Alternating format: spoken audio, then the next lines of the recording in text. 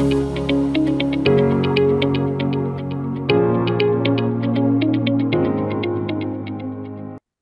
वालेकुम स्टूडेंट। आज हम unit number 3 first year biology cell structure and function जो कि चैप्टर है उसका टॉपिक लाइसोसोम डिस्कस करने जा रहे हैं।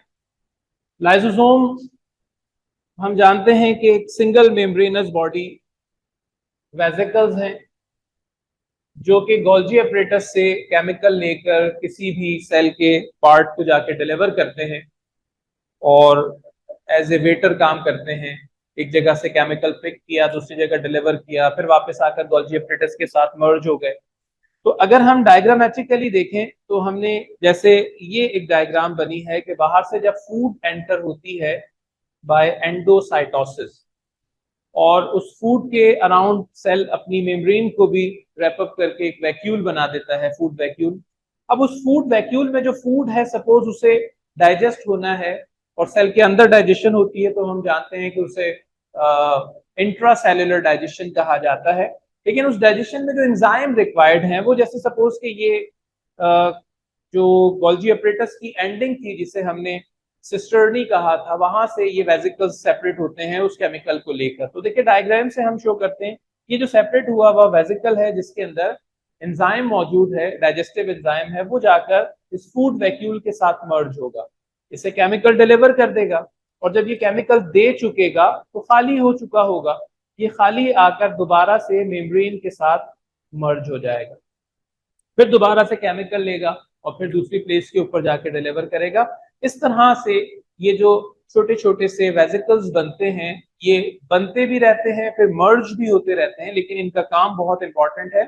ये अंदर डिस्ट्रीब्यूशन का वर्क करते हैं। गोल्जी अपरेटस से केमिकल लिया और आगे जाके डिलीवर किया। बुक में ये शो हुआ है कि अगर लाइसोसोम्स, जो कि देखें हम देख रहे हैं कि एक बड़ा टाइम मैनेजमेंट के साथ ये काम चल रहा है कि फूड वैक्यूल अंदर आया और फिर ये जाकर उस मेम्ब्रेन के साथ मर्ज हुए, तो यकीनन इनकी सरफेस के ऊपर भी कुछ रिसेप्टर्स होंगे जो जाकर फूड वैक्यूल को आइडेंटिफाई करते होंगे, फिर उसके बाद मर्जिंग होती होगी, डिलीवरी ऑफ केमिकल होता होगा, then back to the original position और फिर मर्ज हो जाते होंगे गोल्जी अपरेटस के साथ। इस पूरे प्रोसेस के अंदर टाइम मैनेजमेंट बड़ी मैटर करती है और ऐसा भी हो सकता है कि ये डिस्टर्ब हो जाए और डिस्टर्ब हो भी जाते हैं। तो बुक ने 3 तरह के डिसऑर्डर को शो किया है जो लाइसोसोमल डिसऑर्डर है, क्योंकि लाइसोसोम को सुसाइड सैक भी कहा जाता है क्योंकि इसमें एंजाइम अगर डाइजेस्टिव है और ये जाकर जिस जगह डिलीवर करना है वहां ना डिलीवर कर सके और रप्चर हो जाए बीच में। और एंजाइम की नेचर हम जानते हैं कि वो प्रोटीन के अगर एंजाइम है, प्रोटीएज है, तो प्रोटीन को तोड़ने के बाद वापस सेपरेट एज इट इज मिल जाता है, तो नई प्रोटीन को तोड़ेगा, फिर प्रोटीन को तोड़ेगा, फिर प्रोटीन को तोड़ेगा, तो इस तरह से सेल के ऑर्गेनल्स जो प्रोटीन से बने हैं वो डैमेज होना शुरू हो जाएंगे। तो लाइसोसोम से रिलेटेड 3 डिसऑर्डर हैं लाइसोसोमल डिसऑर्डर्स। इसमें एक हम देखते हैं कि टे सैक डिसऑर्डर है, एक गुचर डिसऑर्डर है और एक ट्रैप डिसऑर्डर है। ये 3 डिसऑर्डर बुक ने शो किए हैं और ये अर्ली एज के डिसऑर्डर्स। जैसे की बात करते हैं तो ये बच्चों में लाइसोसोम इसमें डिस्टर्ब किस तरह से होते हैं, जैसे मैंने अभी बताया कि जिस जगह पर इसने जाकर टाइमली वो केमिकल देना था, स्पेशली प्रोटीएज की बात हो रही है, सेल के अंदर डाइजेशन करनी है, प्रोटीन को तोड़ना है और वो प्रोटीएज जहां जाके इसने डिलीवर करना था वो प्रोटीएज वहां डिलीवर नहीं हो सका, वो फूड वैक्यूल तेजी से आगे निकल गया, ये टाइमली लेट पहुंचा या वो लेट हो गया, ये अर्ली पहुंच गया।